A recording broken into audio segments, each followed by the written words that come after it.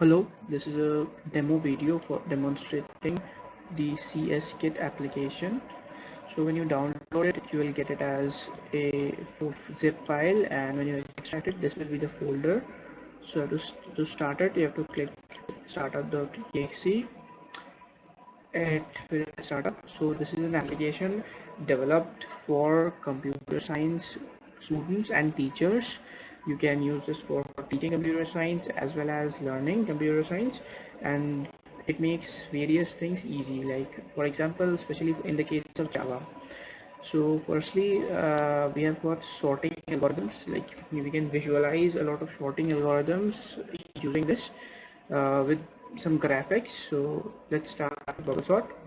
So this is simple UI, and you've got the bars here. So the values we are trying to sort are the height of the bars, and by default it generates 50 bars. You can set it to anything up to 500, because the width of this frame is about 500, like width of, and more than that it won't look good, so that's prevented. You can also maximize the window for better viewing. So let's start with 50. This is okay, I guess. And you can set the order, that is ascending order or descending order. Let's go with ascending here. And you can also set the delay. The delay is the time gap between two steps in the algorithm. So I'm setting it to 500, about 1,000, that is a second. 1,000 milliseconds is a second, and here I'm doing 10 bars. So like I can see the algorithm actually working. So I hit sort. So we can see the pieces that are being swapped, the bars that are being swapped are turning black for some times. That is how the algorithm is working. So this is done. You can see it's sorted. You can also do something like 100 bars, and you can do generate. You'll see so many bars, and you can do something like 10 milliseconds gap, and we do sort. You can see it's being sorted, but it will take a time. So let me make it 100 here and make it 1 millisecond gap and sort it. You can see it's looking very good and it's being sorted.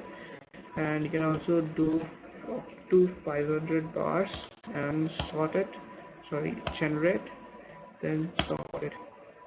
You can see it's being sorted. Now this will take a lot of time, as BoboSort is quite an inefficient algorithm, so I'm just closing it. So next we've got the insertion sort. So also one thing I forgot to tell was that you can, by clicking this about button, you can get the algorithm and its and details about it. So let me just close this and go to insertion sort. Yeah, the same UI is present, and you can see the details about it. This is the different algorithm, the insertion sort. Now you can generate the bars. Let me do for 10 first. Generate, and a second gap will be okay, and sort. So in insertion sort, okay, once again actually, yeah. So in insertion sort, the algorithm is like shifting the bars. So we can see that the bars that are being shifted are turning gray, dark gray, these bars, and the bar that is like which is being swapped is this black bar. Okay, so this is how the algorithm works, and it is like kind of visualization for you. And we can also do it for 500 bars. And for this the delay should be very slow, so you can start. So you can see the array being sorted. Okay, we can also do it in descending order,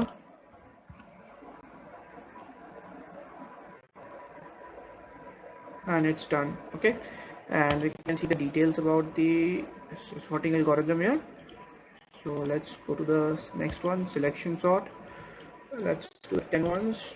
Okay, so sort.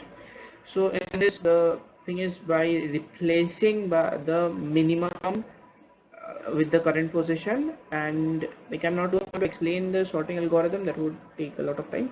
So you can read about it from here. And this is how, like this, you can see the elements or the bars that are being swapped, they are turning black. So these two are being swapped, and likewise. So you can also make it for a large number of bars and reduce this to something like 10. You can see it's being swapped and the data is being sorted in order. Okay, it's done. You can do also descending order. For descending order too, this works perfectly fine. Okay, last one I've got is BoboSort, and this is a important message. Let me tell the thing that in BoboSort, this is the most inefficient algorithm for sorting in computer science.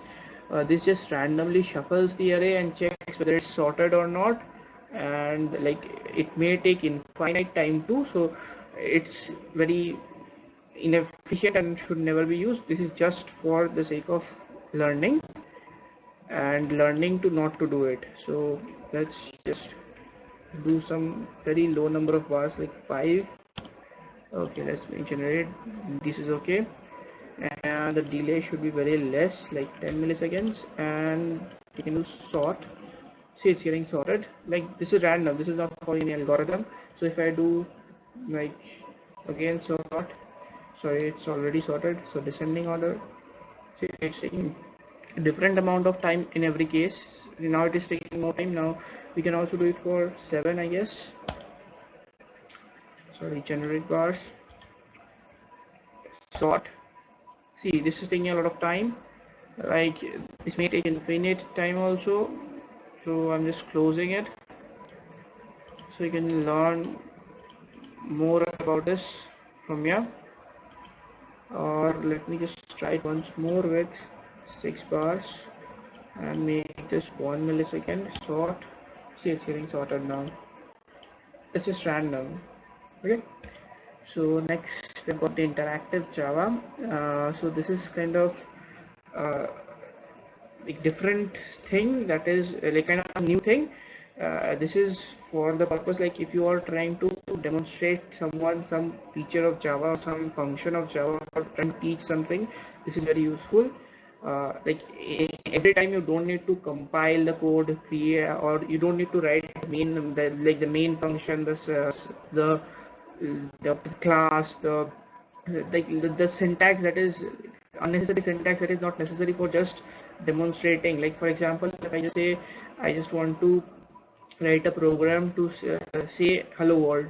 So in traditional Java, what will I have to do? I have to create the Java file main.java like this, and then I have to open it and then write all this boilerplate code.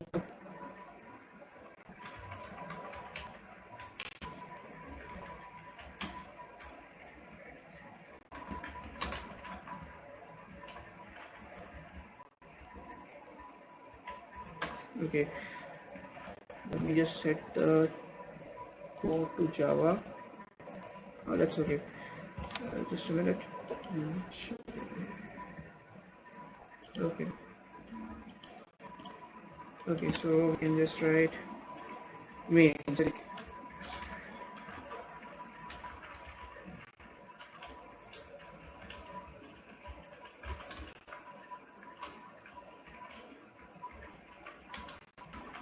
So we have to write all these syntax just for the sake of printing hello world.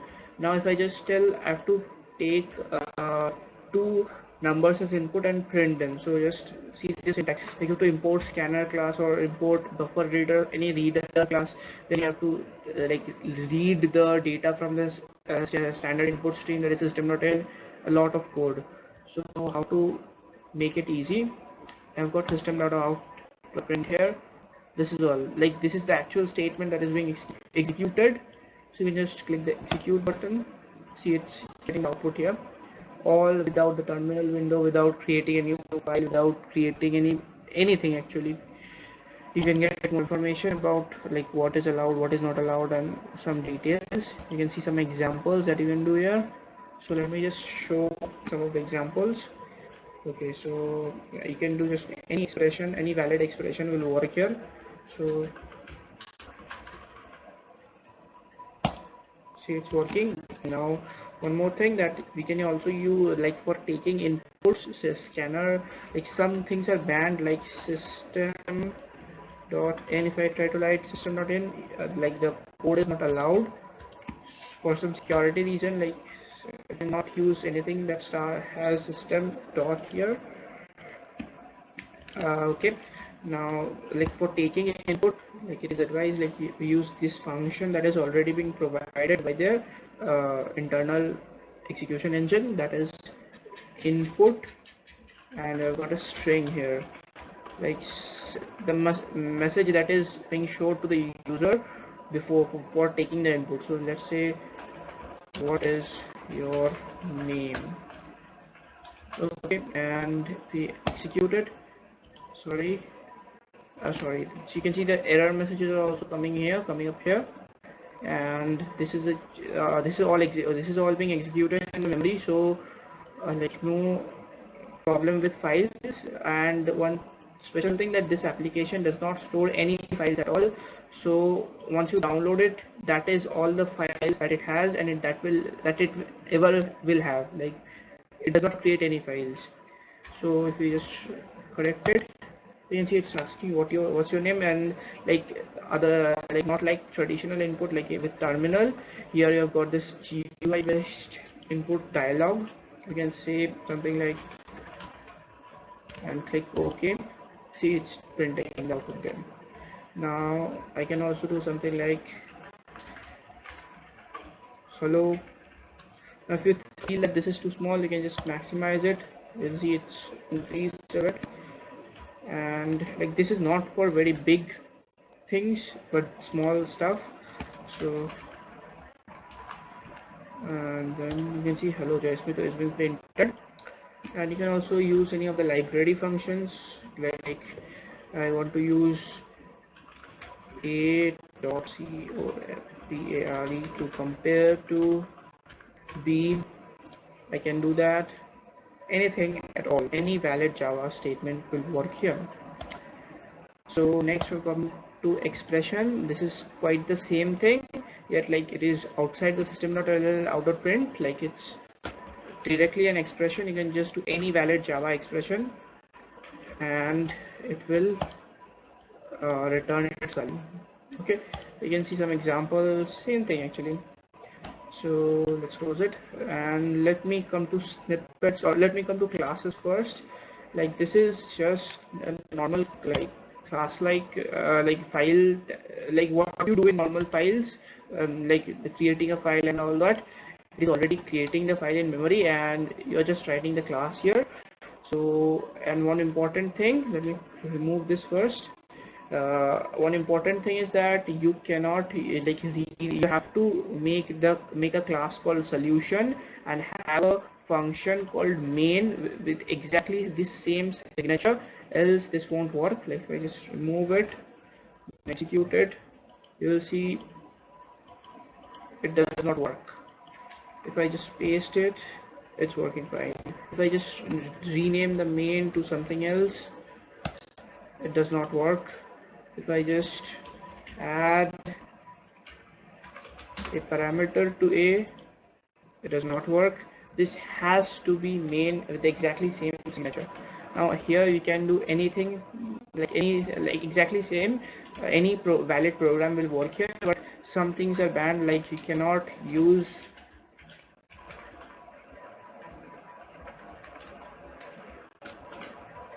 like this is banned here. Sorry, it's not banned, I guess. That is allowed.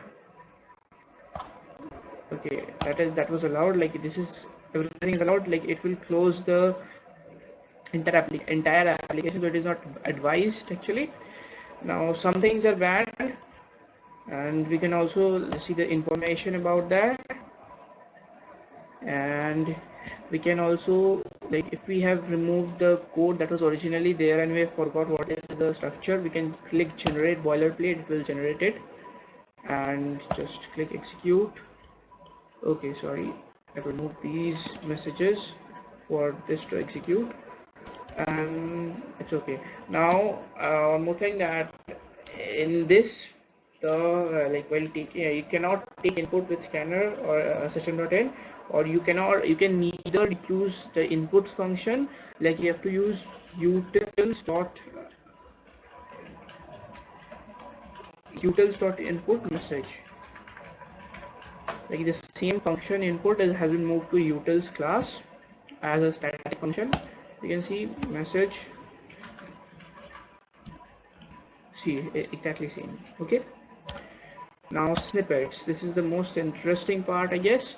So what is this? This is like you can write any valid piece of Java code without the need of any function, without the need of any class or any file. Like any piece of code will work, and you can also do multi-line code. And you need to know that this is running inside a function.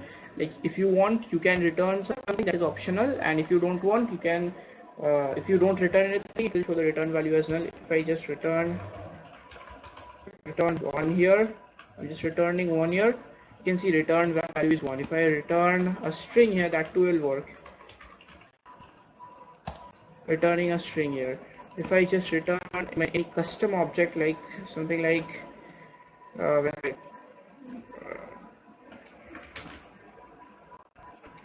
so if you can return any custom object too. So let me just think about one.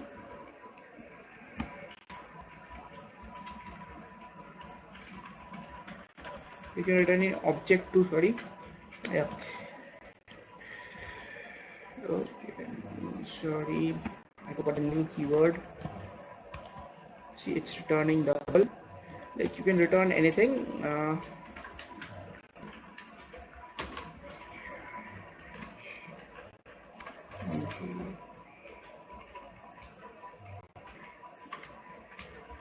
You can return something like an object, so it's returning like that. So you can return everything, and this will be printed as a string here. So that is important to know. And you can do any valid piece of Java code, like int a equals to 5, and here hello world plus 5a. This will work perfectly fine. Any valid piece of Java code works fine here. And you can see some information here. You can see some of the examples. Like this works fine with anything you can think of. That's true. So let me close it. Next, we've got Java OOP theory and practical. This is mainly the 4 basic concepts of object-oriented programming, that is polymorphism, abstraction, encapsulation, and inheritance. So these are both theory and practical based exercises and like kind of modules. So let's start with polymorphism. We can click the theory button for a bit of theory, and you can see some live examples here. See, this is an area function, that is same area function being used, same name area being used for 3 different functions, 3 different functionalities. So you can call the functions, you can change these values, and there is also proper error fail safe. Okay, so you can just call these values radius. Okay, this will work perfectly fine. Okay, and you've got one more example, adding strings, adding doubles, and adding integers. Okay, so this is done. Next, you've got abstraction. Here you've got only the theory, and here the example you've got is you have to copy this and paste this inside the, copy this, close this, go to class, sorry, okay, it has been missing, just start it up again. Okay, now let me close that old one. Yeah, go to class, delete this all, paste it, see it's all there, execute. You can see that the output here is same as if we go to this abstraction theory, and the output that is being predicted output that is being predicted here is same as this. So you can see this is actually working and you are actually running the code rather than just reading it. Okay, so let's just move forward. You've got encapsulation, and if you just scroll up, you've got the example too. You can just take it from here, copy it, close this, go to class. Okay, so there is, just closing it again. If it just like lags sometimes, just close it and restart it. It works fine. Paste it here, execute. You can see this is the result, and let me close it. Lastly, I've got inheritance theory. I've got some theory of inheritance. You can see this, read through this, it will be good, and some examples too. Okay, now let me close this. Now let's go to the next one, Java pattern programs. These are like some of the popular pattern programs that you can try out in the live editor. Let's see it. So first it is a rectangle. This is a kind of filled rectangle, so you can see the details of the program and it did some instructions. For details of the program, you can click show question button. So the show question button will like show the details of the pattern, like length, breadth, the variables required. For some instruction, the initial instruction, you can click instruction button. For execution of the code, click execute button. Okay, so just let me just remove this code. The first, what is like when you just open it again. So when you open it, this is what the window comes. So what is it recommended is, first you try to write the code. This is like you can write any valid code, any valid, like exactly like a snippet window. You can like write any valid code here, execute. Hello, it's being executed here. You can write any valid Java code here, and if you are unable to write the code, you can just click show original code. This will come, and here you have also got the option of integer input function and the input function we talked about previously. So you can write execute code, enter length 5, random values 4. You can see it's being generated exactly. Okay, now you've got a different triangle, rectangle, some kind of a pyramid. Can you also just show the code, executed, enter in 6. You can see different size. You enter in like 10. You see bigger pyramid. You enter in like 25. You can see a bigger pyramid. Okay, next you've got diamond, you've got Pascal's triangle. If you just open it, sorry, if you go to Pascal's triangle, you can see this triangle. You got to show original code, execute, and the number of rows, suppose it was 6. Okay, this is perfectly fine. Let me just close this. And you have also got a custom property, custom pattern. Like you can create your own pattern. Like here are some of the ideas that you can try out. Like there are infinite. You can just Google any pattern question and just try out here. And like here you can just try out your pattern question. For example, if we just try to do this question, that will be very easy. So we are trying to copy this. We are trying to make this pattern. Okay, so let me just do it.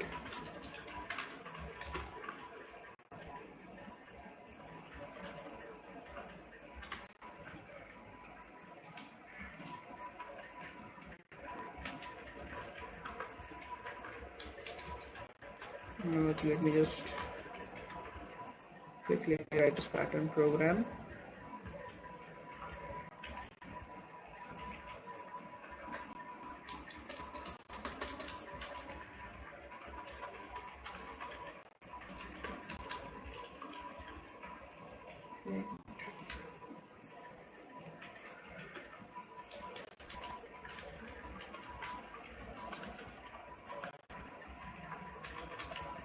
So here I've written this program. So let's just comment it out. so that this does not cause any error. So we can just hit execute code.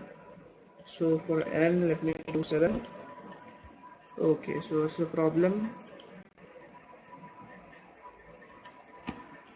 I'm sorry, I have to do less than equal to 7, and here I have to go for j. Execute code. We can see, sorry, execute code 7. We can see the pattern is coming up, and here we can do equal to execute. Sorry, 7. If you just leave the input blank, it will show error in execution. So you can see the pattern coming up exactly same, or you can just add a space here just for like making it look more authentic. Yeah, exactly same. Okay, so let me just close it. There is also online pattern server, like online question server, like this is going to be added in the next version. And there is also some numbers, like you might have heard about even number, odd number, composite number, prime number, Adams number. A lot of numbers are there which we can use, we can practice.